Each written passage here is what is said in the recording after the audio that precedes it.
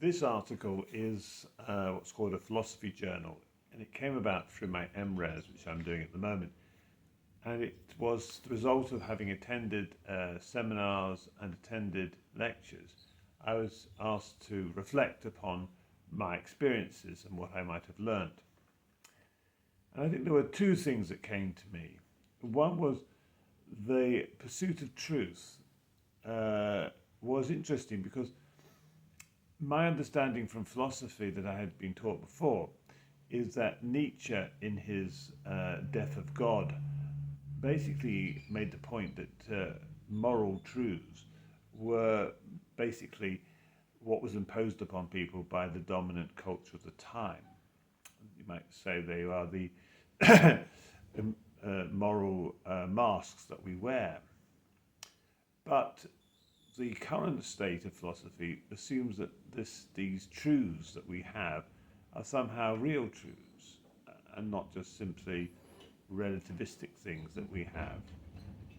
And this sense that people felt they had access to real truths, that somehow we had made real progress, was interesting because I was very intrigued to know on what basis that we could say we had made progress. You can only make progress if you know where you're going to.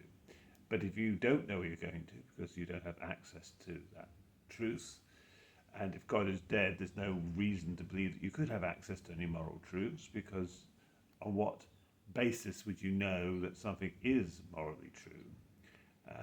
You have no objective basis for morality. So there seems to be, in the current state of philosophy, a confusion that we talked as if we were making progress, but we lived in a world where God was dead, and therefore there was no objective morality by which we could measure that progress. And I think that confusion didn't get resolved in any of those lectures. It was just assumed but never proved, and I think would never be capable of being proved if you assumed God was dead. However, if God is alive, then we do have access to moral truths. And I think that's a really important point. The second thing, which I thought was interesting, was brought up occasionally, was the power of attention and giving ourselves to studying something by allowing ourselves to attend to it fully. And I think there is merit in that. I think that too often in life we don't give attention to things.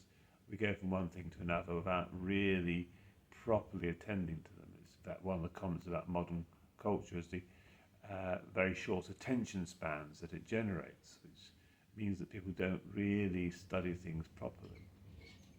And I actually think that this is a problem when it comes to the issue of apologetics. God has laid out huge amounts of evidence for his existence, but no one has the time to attend to it.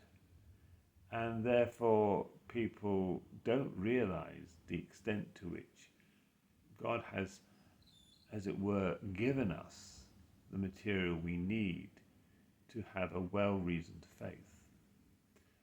Faith ultimately comes from God in the sense that God gives us that wonderful saving faith. But God expects us to use the brains he gave us to understand the reasons for his existence and the evidence for his existence, so that we are in a position to be able to receive the gift of faith.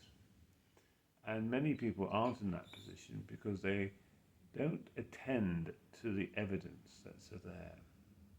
So the two things that came out for me from the journal was basically this pursuit of truth without God seems to be a false errand, and the need to give serious attention to the things we are studying so that we might truly benefit from them. Well, thank you for listening.